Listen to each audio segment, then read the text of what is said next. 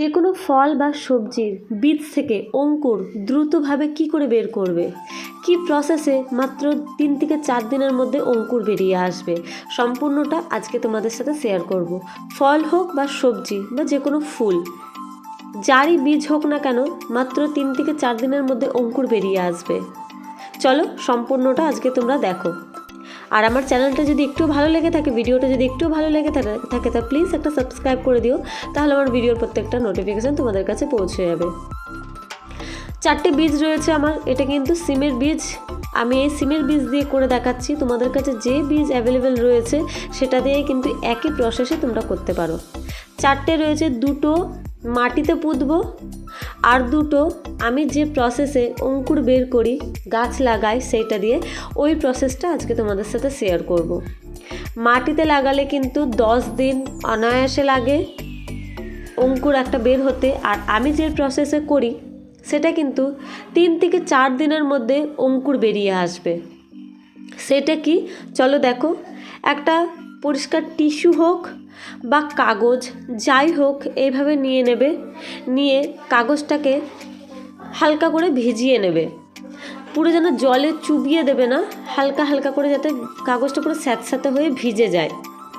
এইভাবে পুরোটা ভালো করে নরম করে নিয়ে তোমরা কিন্তু কাপড়ও, সুতির কাপড়ও ইউজ করতে পারো। এইভাবে ভিজিয়ে নিয়ে যে বীজটা তোমার কাছে থাকবে, সবজি, ফল, ফুল, যে বীজই থাকবে না কেন, সেটাও কিন্তু এইভাবেই করবে। এর ভেতরে বীজটাকে রেখে একদম পুরো টাইট করে মুড়বে না, মাঝে একটু জায়গা রাখবে।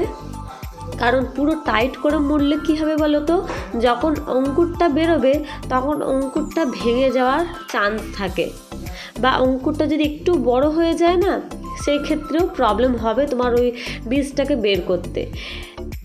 ওটা কখন হয়, ওটা যখন 5-6 দিন রাখা হয় তখন অঙ্কুরটা কিন্তু অনেক বড় হয়ে যায়, তখন বীজটা বের করতে প্রবলেম হয়। এর জন্য আমি 3-4 দিনের মধ্যে বের করে ফেলি, যাতে এমন কিছু প্রবলেম না হয়। এইভাবে পুরোটা ভিজিয়ে নিলাম কাগজটাকে। জলে কিন্তু চুবাবো না আমরা, এইভাবেই হালকা হালকা জল দিয়ে ড্যাব ড্যাব করে পুরো কাগজটাকে, বীজটাকে একদম পুরোপুরি ভালো করে আমরা ভিজিয়ে নেব। নেওয়ার পর এইটাকে পুরোপুরি একটা এয়ার টাইট কোটোর মধ্যে আমরা 3 থেকে 4 দিনের মতন রেখে দেবো। আর ওইটাকে কোনো রকমের ডিস্টার্ব করব না, একদম ছামাতে এটাকে রেখে দেবো। আমি একটা এয়ার টাইট কোটো নিয়ে নিলাম, এই কোটোর মধ্যেই আমি বীজ এইভাবেই অঙ্কুর বের করি। এবার এটাকে রেখে দিলাম। এবার দেখা হবে তোমাদের সাথে 3 দিন পর। 3 দিন পর আমি আবারও আসবো, এসে আবার এটার আপডেট দেব। চলে আসলাম 3 দিন পর। 3 দিন পর এসে এবার এইটাকে আমি খুলবো, খুলে তোমাদের সাথে দেখাবো এর ভেতরে কি এখন কেমন হয়ে রয়েছে, বীজটা অঙ্কুর বেরিয়েছে কি আদেও বেরোয়নি, আমি এইটাও দেখাবো। আর মাটিতে যে 2টো আমি বীজ লাগিয়েছি সেটাও কিন্তু তোমাদের দেখাবো। দেখো এইভাবে একটু ছিঁড়ে ছিঁড়ে গেছে কাগজটা, 3 দিন একভাবে ভিজে ছিল। এবার এর ভেতর থেকে যে অঙ্কুরটা বেরোবে, এইটা যদি তোমরা লাগাও মাটিতে, তাহলে কিন্তু গাছ খুব দ্রুতভাবে বাড়বে, কারণ অলরেডি কিন্তু এতে অঙ্কুর বেরিয়ে গেছে। এটা আমি 3 দিন রেখেছি বলে এইটুকুনি ছোটো ছোটো বেরিয়েছে। এটাকে যদি আমি আরও কদিন রাখতাম তাহলে অঙ্কুরটা আরও একটু বড় হতো, কিন্তু অঙ্কুর বেরিয়েছে। দেখো ছোট্ট ছোট্ট একদম অঙ্কুর বেরিয়েছে। এবার এইভাবে কিন্তু নার্সারির দাদারাও এই একই প্রসেসে কিন্তু সবজি বা ফলের গাছ লাগিয়ে থাকে, কারণ এই প্রসেসে করলে গাছটা একটু তাড়াতাড়ি গ্রো করে। আর এইদিকে কিন্তু আমি লাগিয়েছিলাম বীজ মাটিতে।